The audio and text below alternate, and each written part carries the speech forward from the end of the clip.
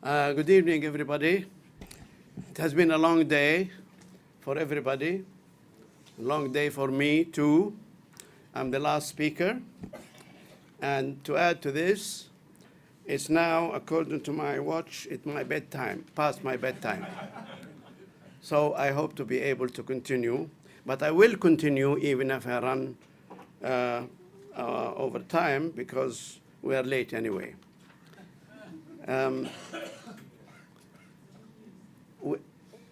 Where is Debbie? Without Debbie here and without some of my friends, I would think I am in a different conference. I thought I would be speaking about future scenarios. And how can you speak about future scenarios without talking about the right of return?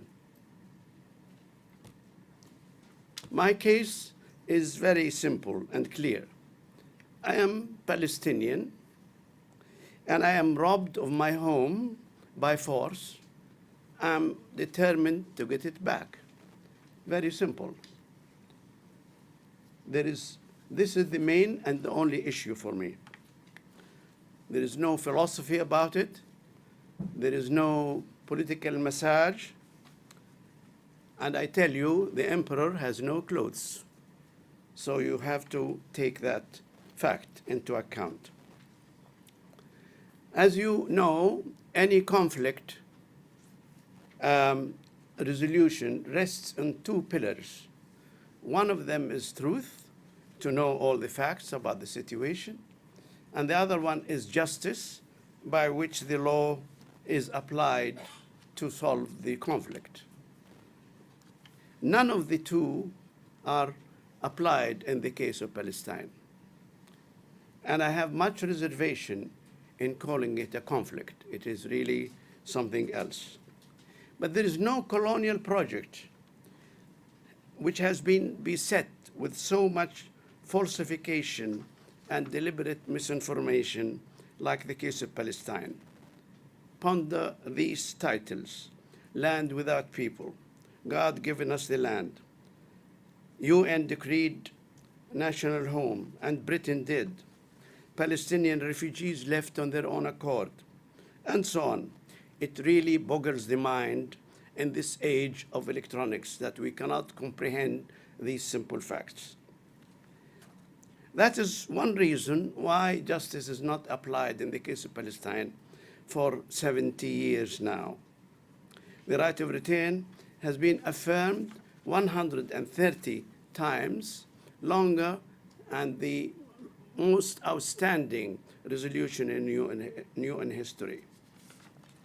So let us go back to the origin for a little bit, origin of the conflict.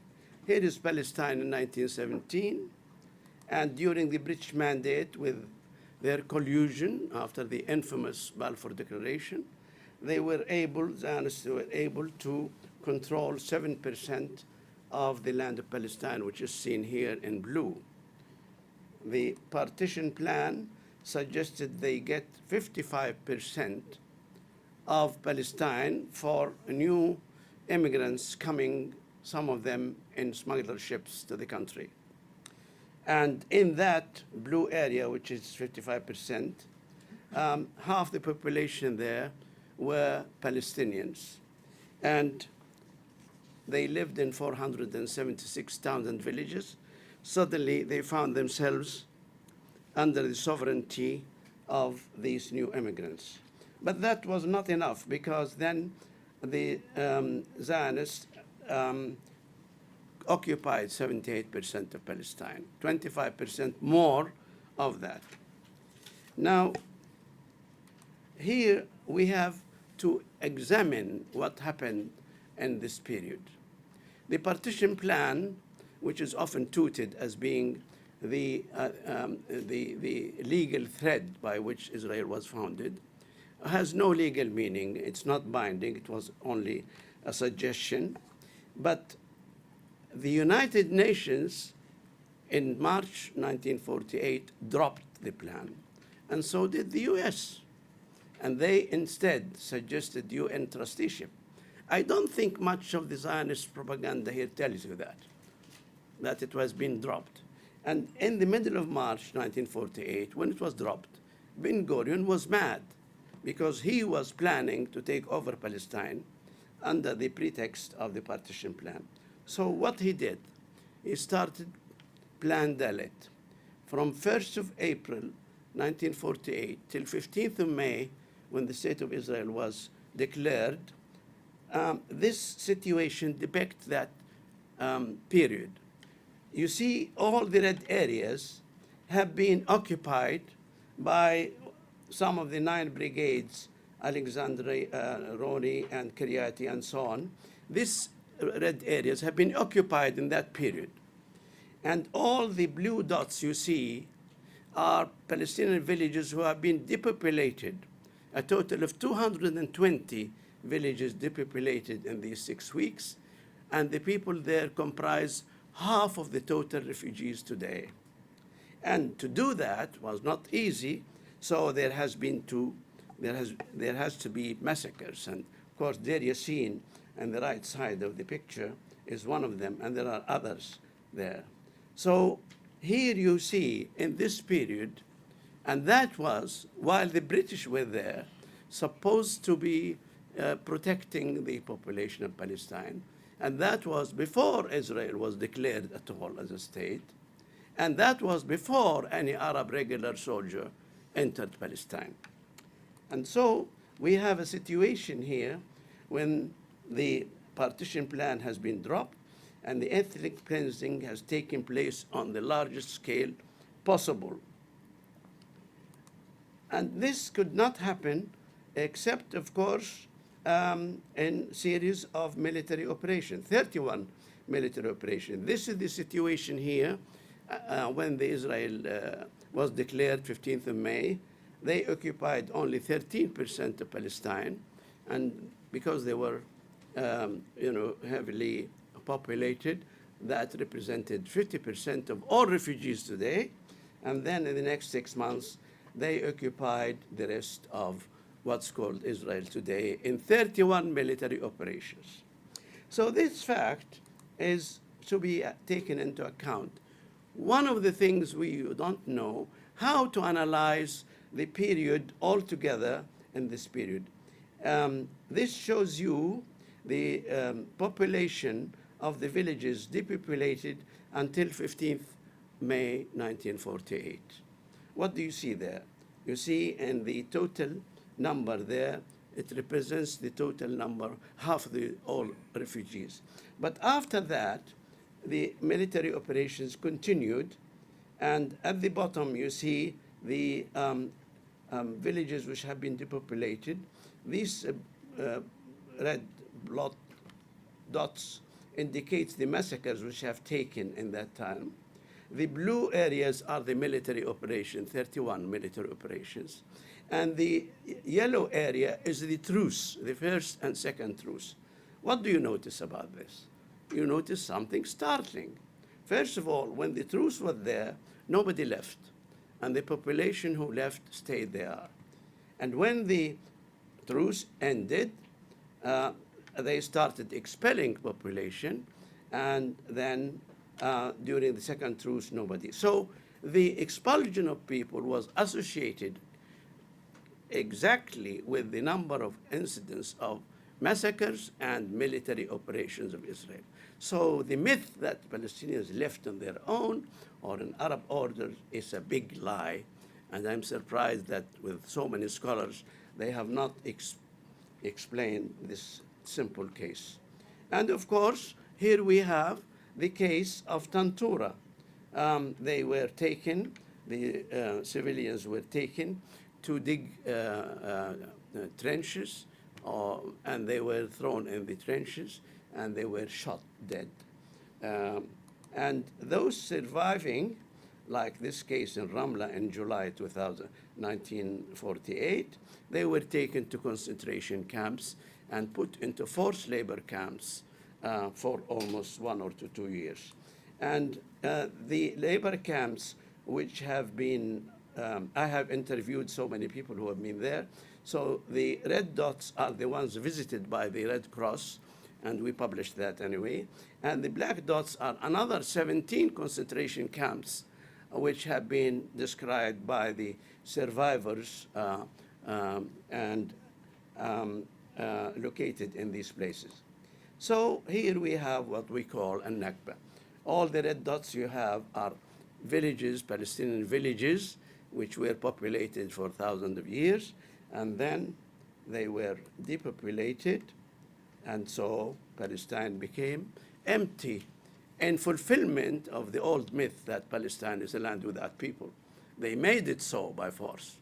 And then what happened to those people?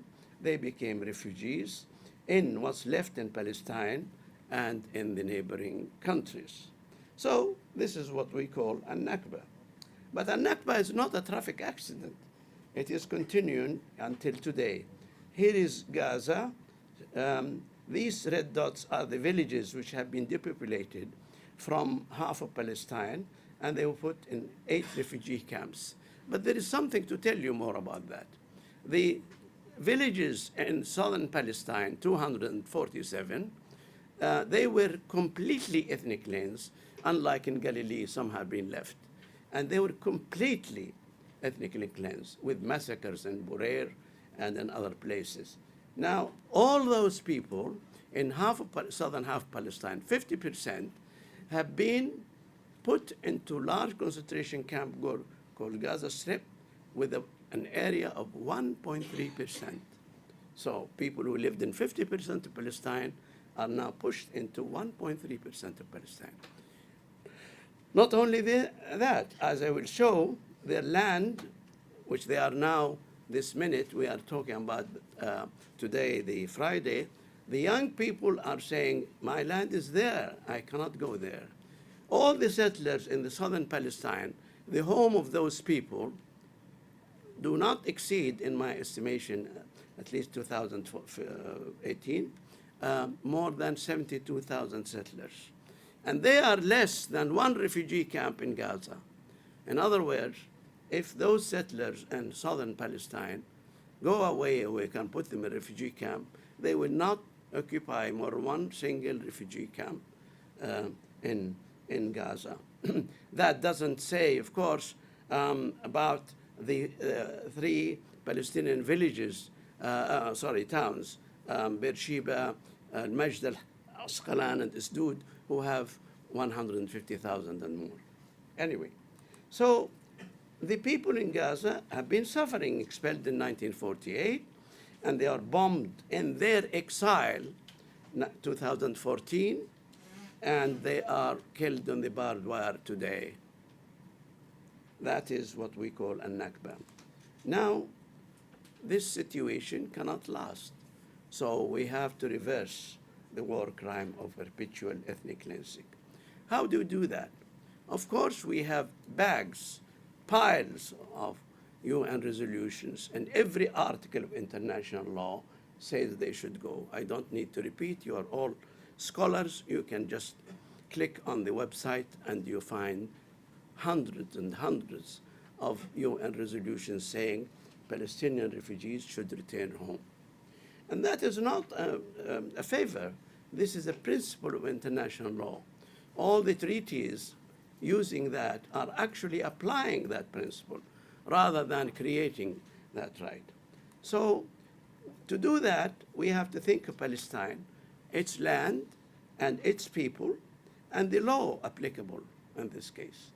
The land, luckily for Palestine, during the British mandate and before that the Ottomans and the United Nations, we have complete record of ownership of the land in Palestine. I have, and in Palestine Land Society, 500,000 records of individual names and where they own. So we have no problem with that. The people will talk about that in a minute, but the law, we have, a regime of international law which is ready for application, starting with the Universal Declaration of Human Rights and all the covenants against racism and so on, and also self-determination and 181 and 194 and so on. But let us talk about the people, because the land is sitting there. We know who owns it. We know they are refugees, but we know who owns it. And the law is there. Now let us talk about the people. If we talk about the people, my figures here about 2008, but it applies. You will find inside Palestine today, the blue column is the Jews, but the top tranche is 300,000 of foreign workers. The bottom one, below that, is 1 million Russians, and the rest are Ashkenazis and Mizrahi, okay? With them, at that time, the Palestinians are about 4.5 million. Now they are more than that. But you see the black dots on the red. These are refugees of those. So more than half of them are refugees. But out of now today, Palestinians are 13 million, and half of them are outside Palestine. Look at the column on the right outside Palestine. The absolute majority of them are refugees. Now, okay, so let us look at Palestine today. I'm talking about Palestine, which is called Israel.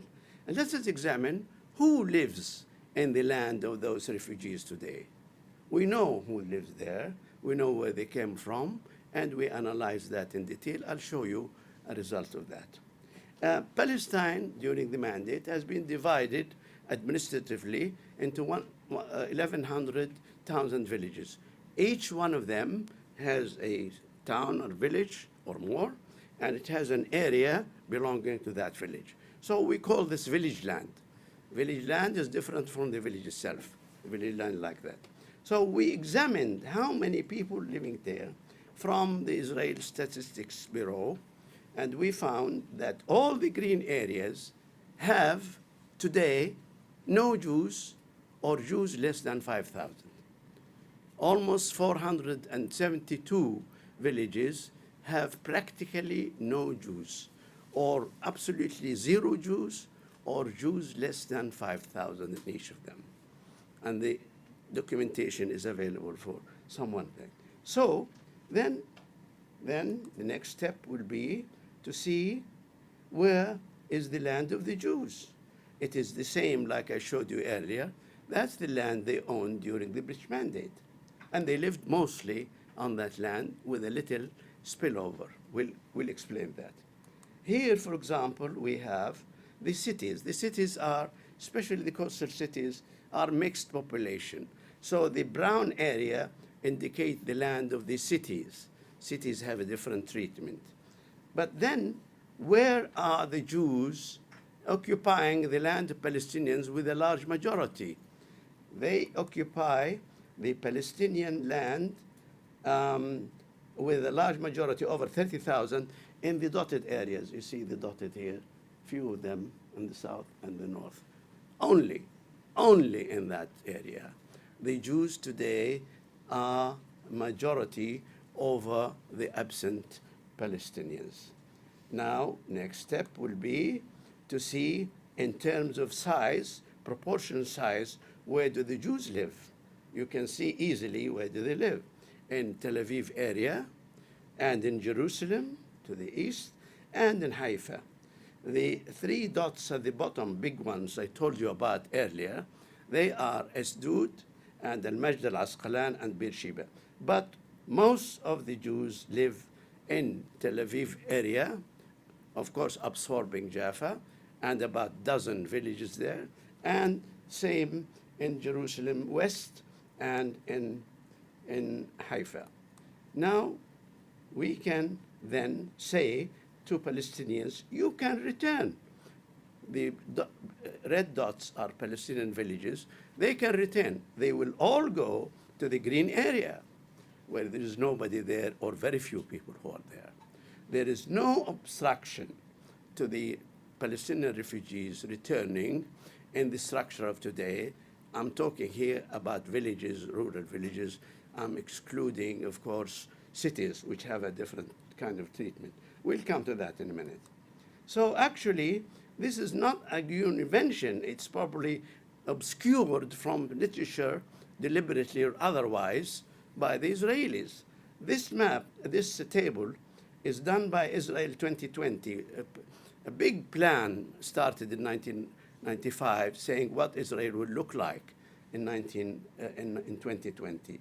It's an Israeli document which shows that 88% of the land in Israel today is controlled by the army and the kibbutz but the population centers here are less than 8% in 2020, and they are 5% in 1994. Spaces and centers. And the military, of course, occupies all that. So here we have what you all know, but you are afraid to say. Israel is a military base, basically, with people in it. It's a huge military base. It's the largest military base from Paris to Peking. That's a fact. Now, we then should say, let us look again at Palestinian villages, and we see that these are Palestinian villages too populated. The green section of the village are people who found refuge in Gaza, and the brown section of the circle are people who found refuge in West Bank and Jordan. So we can send them back to their villages. They don't need ships or airplanes. They can actually walk. It's within bus ride. We can repeat the same experiment for Galilee. And here there are already, in the purple dots, there are Palestinians already there. And if we bring the refugees back, they will add only a small thing. There are half the population in Galilee is Palestinian anyway, and those who come from Syria and Lebanon will hardly add to the whole picture. Now, this is the nice part, but the difficult part in the center, as I said before, around Tel Aviv and so on. What shall we do with that? Well, we can think. For example, we can create cantons. So we create canton Tel Aviv. I have added here in blue the settlement blocks of Jews today in Tel Aviv area. Now, I added also black areas. You can see them black, not here, shown here as being brown. I added this to connect the cantons. This canton actually contains a very large number, almost 3/4 of the Jews in Palestine, in Israel. And the rest of the areas, as I explained before, the dotted one are Jews living in Palestinian land, but the situation is much simpler. One thing I should add very quickly, that if you actually impose on that, the built-up area today, the built-up area, the expansion, urban expansion today, it does not cover more than these areas. In other words, the urban expansion today, I have to finish. I'll make coup d'etat. So they still in this area. And I'll hurry. The canton number 2 is in Haifa. It actually is the same, and we can bring the built-up area still on the same area. There is very few built-up area outside these cantons. Now, then we think of the villages. And here, this lovely scene, countryside scene from Google about what they call Israel idyllic or ideal countryside. This picture here conceals a war crime. Here, there is a grave of a village. This village is called Beit Jirja. It's destroyed. But the nature was on our side. You see, the texture of the landscape is still different because the debris of the building is still there. So what shall we do? Do we know Beit Jirja? Yes, we do. We scouted the world for aerial photographs and maps and so on, and we found Beit Jirja. Here's Beit Jirja. The green areas are the number of houses, and we know the names of the owners of these houses. We have a list of them and all of them. So we can then start thinking of how we can do the return journey for the refugees. Now, on the right side, the exile locations, exile camps, and on the right side, the villages. When we select one camp, this one is in Al-Bas in Lebanon. We know we know the people of that camp, where they come from. They come from the red villages here, and the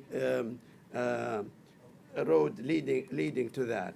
We can do another example, refugees in camp, Mizdar in Jordan. Here is the camp, here is the camp, and then we have these villages on the right side where people live there.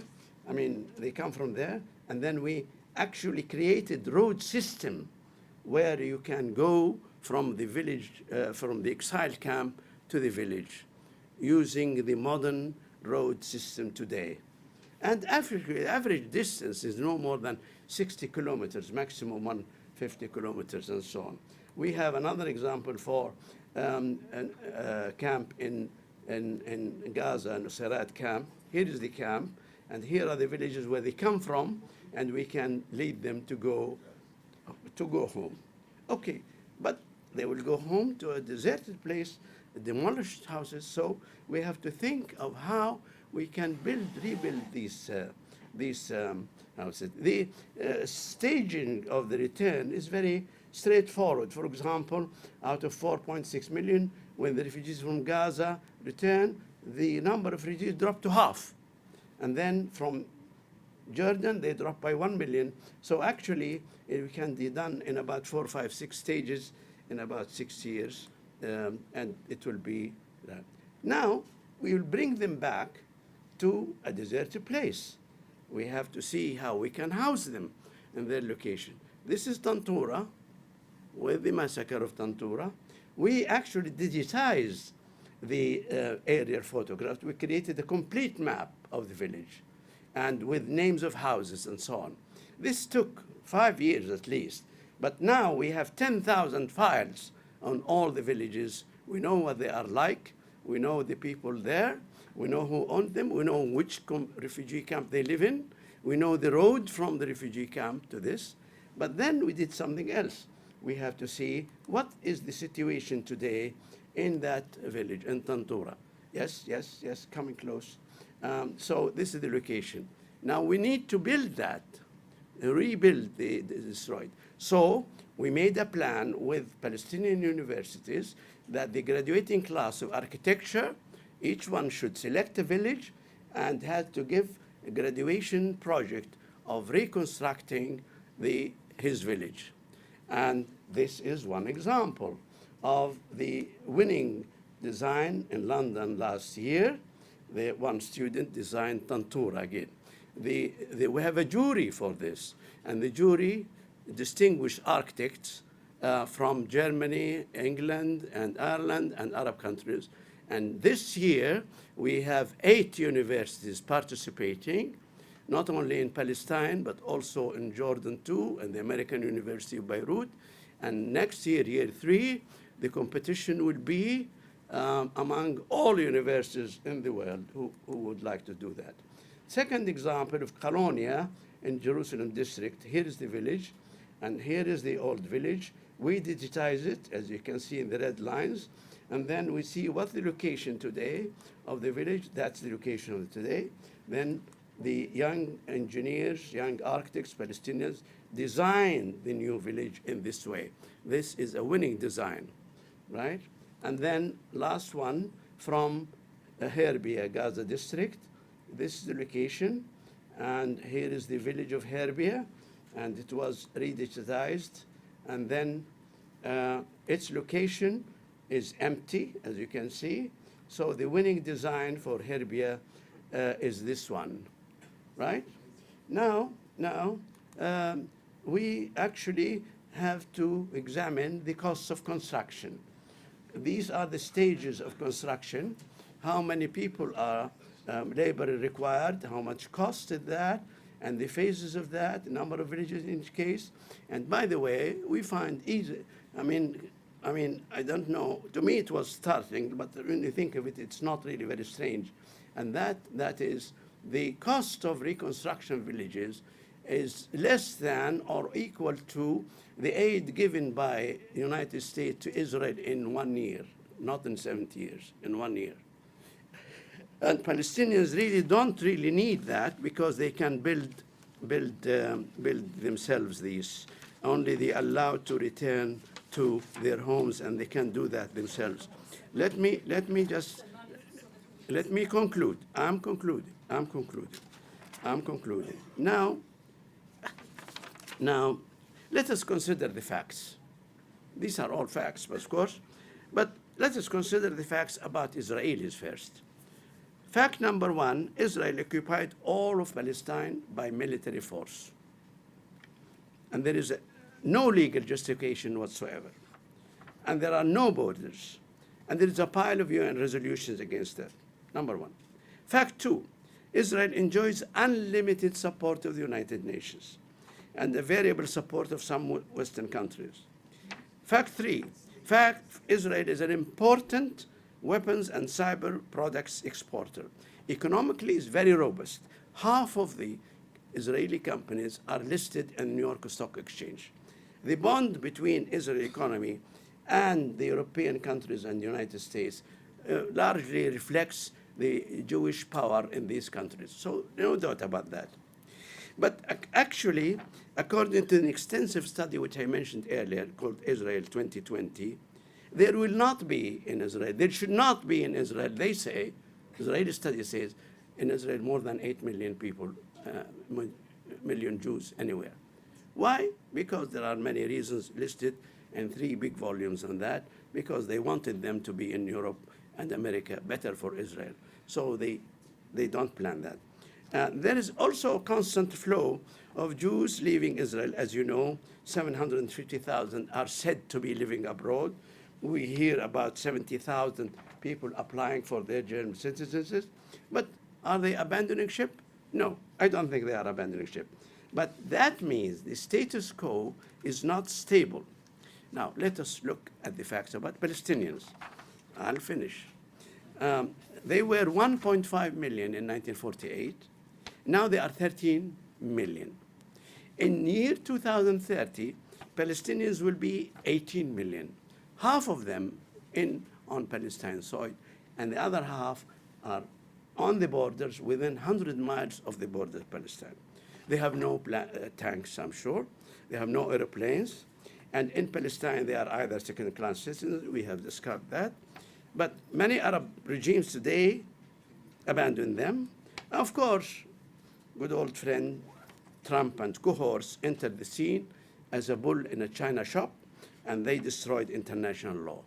It doesn't look very pretty. But, here is the but. They have been in constant state of struggle for 100 years since the infamous Balfour Declaration. And they stood their ground for 6 major wars and hundreds of air, sea, and land Israeli attacks, mostly in refugee camps, if you notice all of them on that. They foiled 50 or 60 Western and Israeli so-called peace plans since 1949. All these plans are aimed to do one thing: let us resettle the Palestinians anywhere in the world except in their countries. But they have 170 UN members on their side, and the growing number of young people in the West actually on their side. And the third generation of refugees know where they come from. And now they are camping on the armistice line, watching their land this Friday and every Friday until as much as possible. So Ben-Gurion is wrong when he said the young will forget. They did not. But in the last 100 years, I want to remind you, more of you as scholars, I would like anyone to challenge me on this point. Not one oppressive regime survived in the last 100 years. Nazism, fascism, formal communism, European colonialism in all Asia, in all Africa, institutionalized discrimination, apartheid, all gone, except in Israel. And there are no moral or legal or geographic or demographic or economic or logistic reason why Palestinians cannot return. But the Israel racist and apartheid policy, and it must be abolished. And this is the job of every person in the world who have good conscience. Let us abolish that. Thank you very much.